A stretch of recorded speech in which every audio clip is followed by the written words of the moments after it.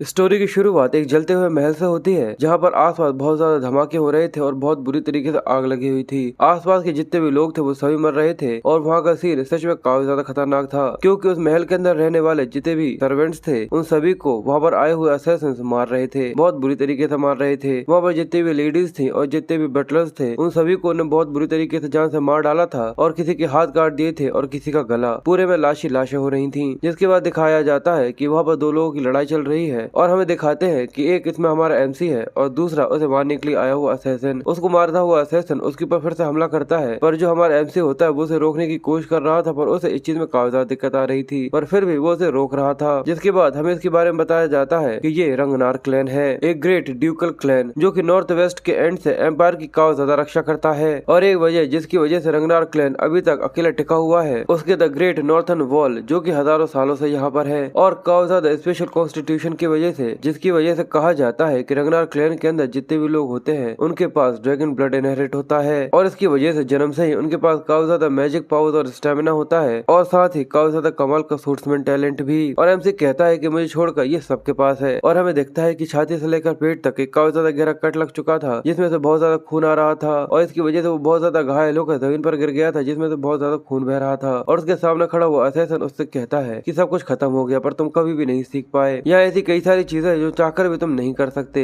चाहे तुम इसमें कितना ही एफर्ट क्यों न डाल दो। और ऐसे लोगों को लोग नो टैलेंट कहा करते हैं। ये सुनकर वो कहता है कि क्या, तो जो असैसिन था वो अपने चेहरे से अपने मास्क को हटाते हुए उससे कहता है कि तुम रंगनार क्लैन की लेगेसी को आगे बढ़ाना चाहते हो, पर जब तुम्हारे पास बिल्कुल भी टैलेंट नहीं है उसके बाद भी तुमसे तो अच्छा ये सब मैं कर सकता हूँ, यंग मास्टर थियो। और हम इसके बारे में बताया जाता है कि जो हमारा एमसी है उसका नाम थियो है। ये देखकर वो भी काफी ज्यादा हैरान था क्योंकि ये रैंक डाउन था और वो उससे कहता है कि आखिर तुमने ऐसा क्यों किया। वो कहता है कि हर दिन सुबह उठकर तुम्हारी बेकार सी कोशिशों को देखना जब तुम्हारे पास टैलेंट ही नहीं है। सच में ये काफी ज्यादा पिटीफुल साइड था, और वैसे भी हार्ड वर्क करना वैसे भी तुम्हें कहीं पर लेकर नहीं जाने वाला था। और ये कहकर वो और ज्यादा जोर से हंसना चालू कर देता है और कहता है द इनविजिबल ऑफ रंगनाक, ये सच में तुम्हारे लिए पूरे परफेक्ट है। तुम्हें तो जाकर अपने बेकार से टैलेंट को लेकर कहीं पर छुप जाना चाहिए था, क्योंकि ये देखना सच में काफी ज्यादा लाफेबल था कि किस तरीके से तुम स्ट्रगल कर रहे थे कुछ ऐसा करने की जिससे तुम कुछ कर सको। पर ये सुनने के बाद थियो को बहुत ज्यादा गुस्सा आ रहा था और वो दांत भींचते हुए उससे कहता है क्या इसका मतलब तुम जानबूझकर मेरे सोर्ट में इंस्ट्रक्टर बने थे जिससे तुम मुझे वो बेकार सी सोर्ट में टेक्निक सिखा सको, जिससे तुम इस रोज पैलेस को बेच सको।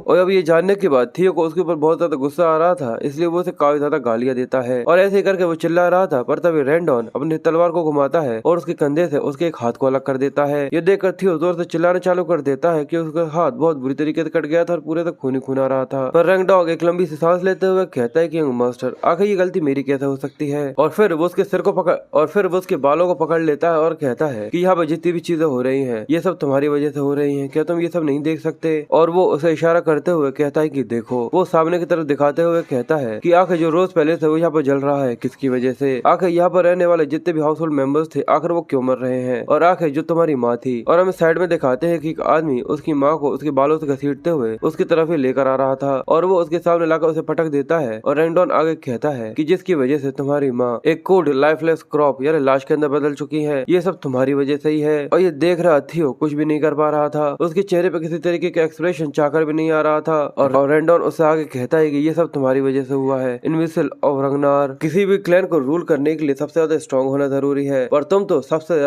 ज्यादा कमजोर थे। और उसको इस तरीके से अपनी बेबसी को देखकर बहुत ज्यादा गुस्सा आ रहा था, इसलिए वो रैंकडॉन का नाम लेता है और जल्दी से उसकी तलवार को निकालते हुए गुस्से में उसकी तरफ हमला करने के लिए आने लग जाता है। ये देखकर कि वो अचानक से उसके ऊपर हमला कर रहा है, रैंकडॉन भी थोड़ा सरप्राइज हो गया था। पर अचानक एक तलवार आती है जो कि थियो की छाती को चीरते हुए आर पार निकल गई थी। इसकी वजह से जो उसका अटैक था वो यहाँ पर फेल हो गया था। और अचानक ही वहाँ पे एक आदमी आता है जो कि रैंकडॉन से कहता है कि तुम बहुत ज्यादा बातें करते हो, जल्दी से इसे खत्म करो। वो उससे माफी मांगता है और जमीन पर पड़ा हुआ थियो जिसकी कंडीशन बहुत बुरी तरीके से खराब थी और अब वो धीरे धीरे कर यहाँ पर मर रहा था। वो अपने आप से कहता है कि मैं अब धीरे धीरे कर अपने मेमोरीज के अंदर खोता जा रहा हूँ, ये सब कुछ खत्म हो गया, सब कुछ खत्म हो गया। मैं किसी की रक्षा नहीं कर पाया और ना ही मैं कुछ कर दिखा पाया, सारी चीजें मेरी आंखों के सामने जल गई और क्या सच में यही अंत है। इसलिए वो मर रहा था और वो कहता है कि टैलेंट, अगर मेरे पास थोड़ा सा टैलेंट होता तो शायद मैं ये सब बचा पाता, चीजें पहले से अलग हो सकती थी। पर अचानक उसकी आंखें जैसी बंद होती हैं तो उसके सामने एक सिस्टम ओपन हो जाता है जहाँ पर वो कहता है कि तुम मर चुके हो और अब थियो का जो ट्रायल है वो यहाँ पे एक्टिवेट हो चुका है। इसी वजह से वो रिग्रेशन पॉइंट पर वापस रिटर्न हो रहा है, जिसके बाद स्क्रीन पूरी तरह से व्हाइट हो जाती है और अचानक ही हमें थियो को दिखाते हैं जो कि काफी ज्यादा छोटा था। और अचानक ही उसके सामने एक तलवार आती है। वो अपने सामने रैंडॉन को देखता है जो कि उससे कहता है कि तुम काफी ज्यादा थके थके से लग रहे हो, चलो हम लोग आज हमारे लेसन को यहीं पर खत्म करते हैं। थियो काफी ज्यादा कंफ्यूज था और वो कहता है कि आखिर ये क्या है। वो कहता है लगता है कि तुम्हारा ध्यान कहीं और ही है। थियो कहता है कि रुको अभी क्या हुआ, कि मैं अभी मर नहीं गया था। और फिर उसे ऐसा लगता है कि शायद वो अपनी जिंदगी के जो फ्लैशबैक्स थे उनको देख रहा है। रैंगडाउन उसे कहता है कि यंग मास्टर, और वो कहता है कि मुझे यकीन नहीं हो रहा कि जो मेरा फ्लैशबैक है उसमें मुझे फिर से उस कमीने रैंगडाउन के चेहरे को ही देखना पड़ रहा है। सच में मौत अपने आखिरी मूवमेंट में भी सच में काफी ज्यादा क्रूल है। और अचानक ही उसके सामने एक सिस्टम पॉपअप होता है। ये देख वो थोड़ा सा कंफ्यूज था और वो रैंगडाउन के सामने एक सिस्टम को देखता है जब उस ट्यूटोरियल क्वेस्ट बताया जाता है कि उसे रैंगडाउन के चेहरे पर एक मुक्का मारना है। ये सुनकर वो कंफ्यूज था और वो कहता है कि ट्यूटोरियल क्वेस्ट पंच, आखिर ये सब किस तरीके की बकवास है? क्या फ्लैशबैक सच में इस तरीके से काम करते हैं? पर देखकर लगता नहीं है कि जैसे कि ये इसे देख सकता है। रैंगडाउन उससे पूछता है कि क्या हुआ। थियो अपनी तलवार को जमीन पर छोड़ देता है और कहता है कि मुझे नहीं पता कि आखिर असल में यहाँ क्या हो रहा है, पर शायद ये भगवान का दिया हुआ कोई गिफ्ट हो सकता है जिससे मैं मरने से पहले अपनी थोड़ी बहुत फ्रस्ट्रेशन को निकाल सकूं। और ये बोलकर जैसे वो एक मुक्का बनाता है और वो उसके चेहरे पर पंच को मारने के लिए पूरी तरह से तैयार था और कहता है कि भले ही एक सपना ही क्यों ना हो, मैं फिर भी तुम्हें कावदा जोर का पंच जरूर मारूंगा। रैंगडाउन ये देखकर थोड़ा सा कंफ्यूज था, पर सभी लोगों के सामने जैसे वो उसे पंच मारता है इसकी वजह से रैंगडाउन को कोई भी असर नहीं पड़ता। ये देखकर वो काफी ज्यादा कंफ्यूज था, पर जो थियो था वो काफी ज्यादा खुश था। और वो कहता है कि पर आखिर जो मेरा सपना है वो इतना ज्यादा रियलिस्टिक सा क्यों लग रहा है, और आखिर मेरा पंच इतना ज्यादा सॉफ्ट क्यों है। पर तभी रैंगडाउन काफी ज्यादा गुस्से में आकर उसके ऊपर अपनी तलवार से स्ट्राइक करता है, जिसकी वजह से वो सरकते हुए बहुत दूर जाकर गिरता है और बहुत बुरी तरीके से उसको लग जाती है। वो कहता है कि मुझे लगा था कि मैंने कहा है कि आज के जो लेसन है वो खत्म हो चुके हैं। थियो काफी कंफ्यूज था और वो कहता है कि आखिर ये क्या है, क्या मुझे सपने में भी इस तरीके से पेन को एक्सपीरियंस करना चाहिए? ये देखकर रैंगडाउन कहता है कि मुझे पता है कि तुम काफी ज्यादा फ्रस्ट्रेटिंग हो रहे होगे, क्योंकि जो अवेकिंग सेरेमनी है वो काफी ज्यादा तेजी से आ रही है और अभी तक तुम्हारे प्रोग्रेस के अंदर किसी भी तरीके के एफर्ट का कोई भी प्रोसेस आगे नहीं बढ़ी है। थियो अवेकिंग सेरेमनी के बारे में सुनकर थोड़ा सा कंफ्यूज हो जाता है और वो आगे उससे कहता है पर मैं कभी भी ऐसे स्टूडेंट को माफ नहीं करूंगा जो कि अपने मास्टर के ऊपर ही हमला करता है, और फिर भी तुम एक रंगनार हो, तुम्हें तलवार को इस्तेमाल करना चाहिए ना कि अपने फिस्ट को। और अब मैं तुमसे अगले लेसन में मिलूंगा। और ये कहकर वो वहाँ से चला जाता है। भाई ये सब देख रहा थियो काफी ज्यादा कंफ्यूज था और वो कहता है कि आखिर यहाँ पर क्या हो रहा है। और वहाँ पर खड़े हुए बाकी सभी बच्चे जो कि ट्रेनिंग कर रहे थे वो थियो के ऊपर हंसना चालू कर देते हैं और कहते हैं कि आखिर बेवकूफ अपने मास्टर को फॉल्टी क्यों बता रहा है जब ये खुद ही एक टैलेंटलेस इंसान है। क्या सच में ये एक रंगनार है भी? ये तो एक नाजायज औलाद होने के लिए काफी ज्यादा बेकार है। और क्या ये मेहनत करने के बाद केवल इतना कुछ कर सकता है? पर जो थियो था वो अभी भी काफी ज्यादा कंफ्यूज था और वो जमीन से जैसे रेत उठाता है तो वो उसे महसूस करते हुए कहता है कि मुझे इस चीज के ऊपर यकीन नहीं हो रहा। जो दर्द मुझे महसूस हो रहा है वो काफी ज्यादा क्लियर है और ये रियलिस्टिक सा सेंसेशन। और अब उसे इस चीज का एहसास हो जाता है और वो हैरानी के साथ कहता है कि ये कोई भी किसी तरीके का फ्लैशबैक नहीं है, इसका मतलब ये पूरी तरह सच्चाई है। और जो अवेकन सेरेमनी थी वो 10 साल पहले हुई थी, इसका मतलब मैं फिर से तब आ चुका हूँ जब मैं 17 साल का था। पर वो इस सब की वजह से काफी ज्यादा हैरान था और वो कहता है पर आखिर ऐसी चीज मुमकिन कैसे हो सकती है। और वो सिस्टम की नोटिफिकेशन को देखकर कंफ्यूज था और उसके सामने नोटिफिकेशन आती है कि उसने अपने ट्यूटोरियल को कंप्लीट कर लिया है और एज अ रिवॉर्ड उसे रंगनाग का टैलेंट दिया जाता है। क्या वो इसे एक्टिवेट करना चाहता है? ये देखकर वो काफी ज्यादा हैरान था और कहता है कि क्या? फिर उसके सामने एक और नोटिफिकेशन आती है, वो यहाँ पर रिवॉर्ड को लेना चाहता है या फिर नहीं, यस और नो। और जैसे ही वो थोड़ा सा हिचकिचाते हुए यस के ऊपर क्लिक करता है, अचानक एक काफी ज्यादा एनर्जी निकलना चालू होती है जो कि उसकी छाती के अंदर एंटर करने लगती है। इसकी वजह से वो काफी ज्यादा सरप्राइज हो रहा था और तब सिस्टम उससे कहता है कि जो रिवॉर्ड है वो उसको रिसीव कर चुका है। वो अभी भी काफी ज्यादा हैरान था, पर जो उसके स्टेट्स थे और वो काफी ज्यादा तेजी से बढ़ रहे थे। और उस तेज लाइट को देखते हुए वो कहता है कि आखिर असल में यहाँ पे ये हो क्या रहा है। अब उसे अपने नेक्स्ट क्वेस्ट की तैयारी करनी थी, जिसके बाद रोज पैलेस का सीन दिखाया जाता है जिसको हमें कुछ समय पहले जलता हुआ दिखाया था। ये वही पैलेस है। उसके अंदर हमें चाय पीते हुए 2 लोगों को दिखाते हैं, जहाँ पे एक लेडी होती है वो कहती है कि अच्छा। उसके सामने बैठा हुआ रैंगडाउन उससे कहता है कि अगर मैं तुम्हें सच बताऊं तो आज से पहले मैंने कभी भी ऐसा इंसान नहीं देखा था जो सच में इतना टैलेंटलेस हो। पर फिर वो हंसते हुए कहता है कि इसी वजह से तो मैं यहाँ पर हूँ, एक ट्रू टीचर रैंडॉन। मैं उसे सबको सिखाऊंगा जो कि मैं उसे सिखा सकता हूँ। मैं उसे इतना स्ट्रॉन्ग तो बना ही दूंगा कि वो 5 महीने बाद होने वाली अवेकनिंग सेरेमनी को कंप्लीट कर सके। तो उसके सामने बैठी हुई एक खूबसूरत सी लेडी जो कि असल में थियो की माँ है, उसका नाम सिसिलिया है। वो कहती है कि इसी वजह से तो मैं तुम्हारे ऊपर काफी ज्यादा भरोसा करती हूँ। और वो पैसे का एक काफी ज्यादा बड़ा पाउच रखे हुए थी वो उसे दे देती है और कहती है कि प्लीज उसके ऊपर और ज्यादा ध्यान देना।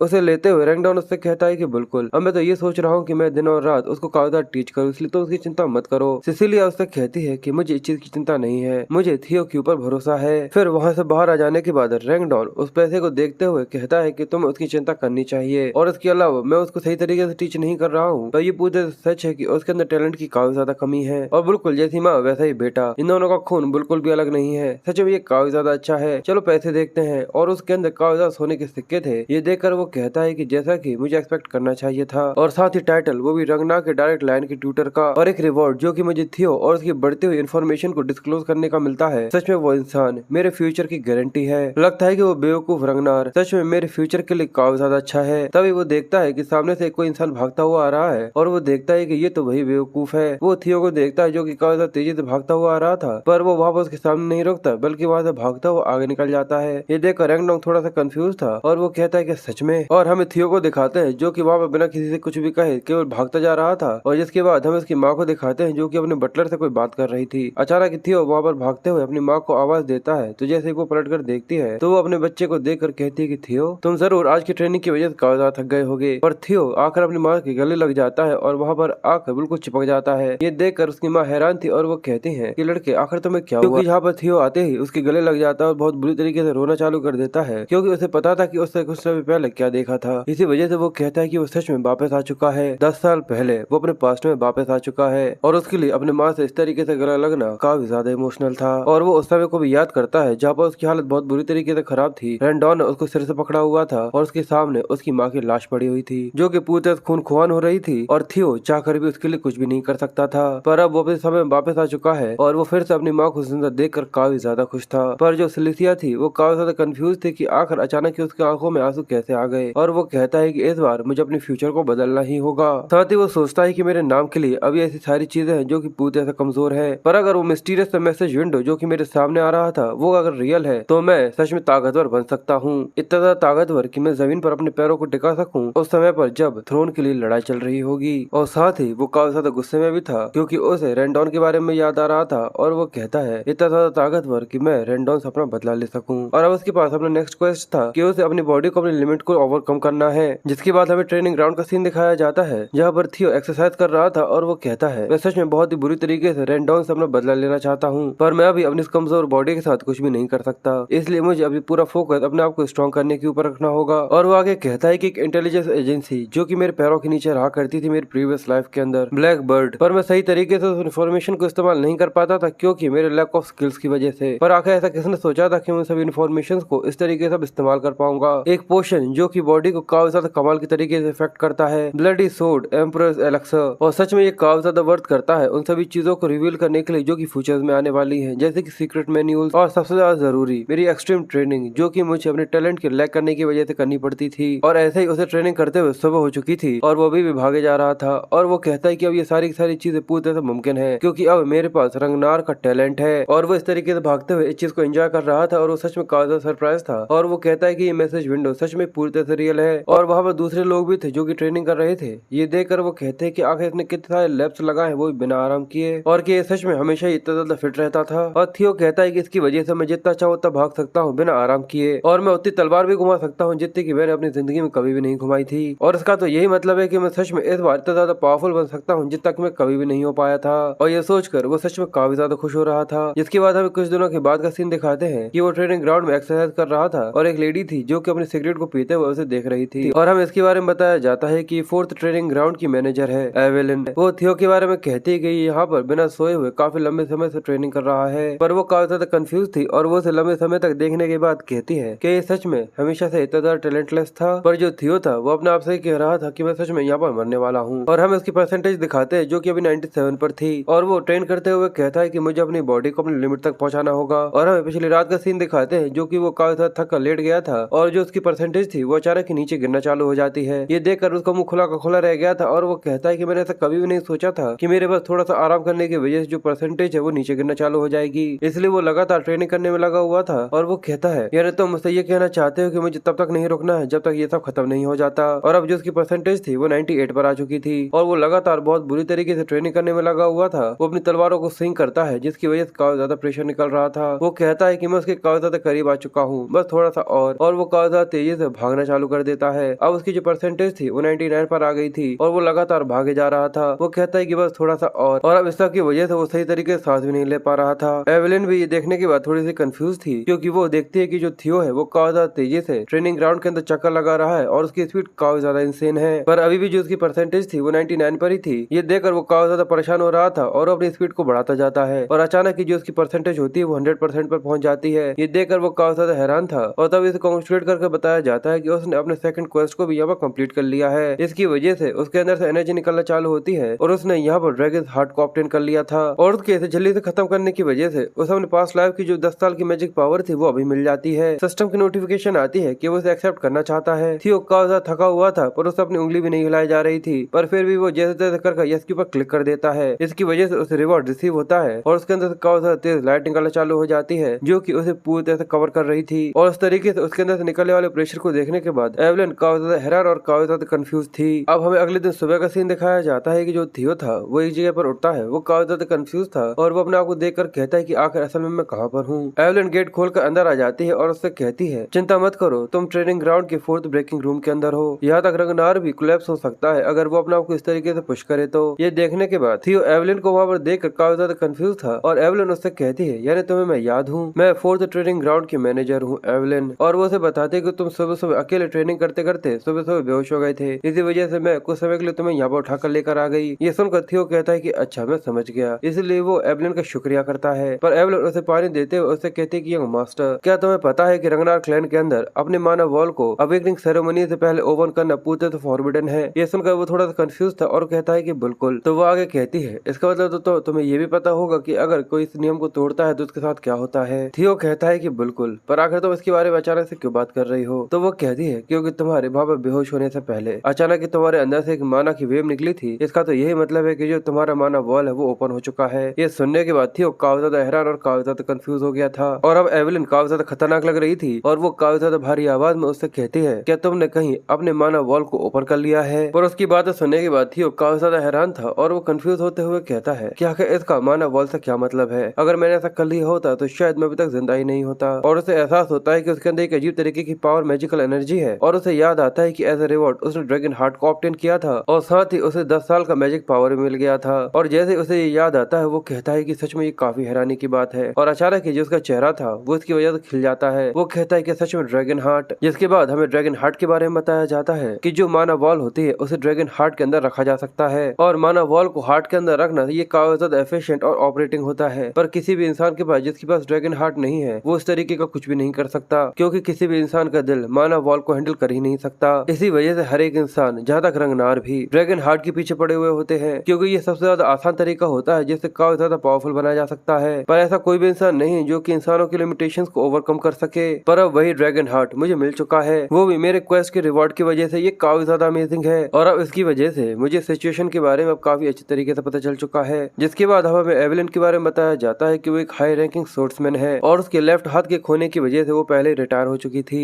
और उसके बाद वो 4th ट्रेनिंग ग्राउंड के मैनेजर बन गई। पर इससे पहले वो व्हाइट आर्मर ड्रैगन केवलिन की कमांडिंग ऑफिसर हुआ करती थी और वो इतनी ज्यादा स्किल्ड थी कि डीमन ड्रैगन, जो कि व्हाइट आर्मर ड्रैगन के क्लैमिटी है, वो भी उसको काफी ज्यादा प्रेज किया करते थे। और इसके अलावा उसे इस तरीके से भी जाना जाता था कि वो केवल अपने उसूलों पर ही चलती है। वो लोगों में से नहीं है जो कि स्टेटस और स्ट्रेंथ के बारे में सोचते हो और वो किसी भी तरीके के झूठ या फिर किसी भी तरीके के धोखे को बिल्कुल भी पसंद नहीं करती। और एक समय पर मैं जब काफी ज्यादा फ्लेक्सिबल था, उसने रिक्वेस्ट करी थी जिससे वो मेरी डायरेक्ट लाइन मास्टर बन सके। और अगर मैं दूसरी भाषा में कहूँ कि इसे अगर पता चल गया कि मेरे पास ड्रैगन हार्ट है जिसके अंदर माना वॉल है तो मैं तुरंत ही एग्जीक्यूटेड यानी खत्म हो जाऊंगा, मेरे गले को काट दिया जाएगा। पर फिर वो अपने आप से ही कहता है कि इसके अलावा तो क्या होगा अगर मैं यहाँ पर ना पकड़ा जाऊँ और मैं इन सारी चीजों को उसी के खिलाफ इस्तेमाल करूँ। इसलिए थियो मुस्कुराते हुए और बिल्कुल भी ना हिचकिचाते हुए उससे कहता है, क्या तुम इस चीज को हैंडल कर सकती हो? तुम मेरे तुरंत ही एग्जीक्यूशन की बात कर रही हो, वो भी केवल तुम्हारे कुछ महसूस करने की वजह से। क्या तुम सच में इसके कंसिक्वेंसेस को भुगतने के लिए तैयार हो? ये सुनने के बाद एवलिन थोड़ी सी कंफ्यूज हो जाती है और थियो उससे आगे कहता है कि मैं रंगनार का हायर हूँ। अगर किसी को भी इसके बारे में पता चल गया कि जो तुम्हारे मेरे ऊपर शक है वो पूरी तरह से बेकार और गलत है तो तुम्हें इस तरीके से लिया जाएगा कि तुम रंगनार के नाम को यहाँ पर गिराने की कोशिश कर रही हो। ये सुनकर वो कहती कि हाँ यही रूल्स है। तो थियो अपनी बड़ी सी आंखें दिखाते हुए, जिसकी वजह से वो काफी ज्यादा डरावना सा लग रहा था, वो उससे आगे कहता है, तो तुम्हें तो इसके बारे में अच्छे तरीके से पता ही होगा कि हायर को बेइज्जत करने की जो पनिशमेंट है वो क्या है। ये सुनने के बाद वो कहती है कि एग्जीक्यूशन। थियो कहता है, तो तुम्हें काफी अच्छी तरीके से पता है, तो क्यों ना तुम आगे बढ़ो और इस चीज को चेक करो।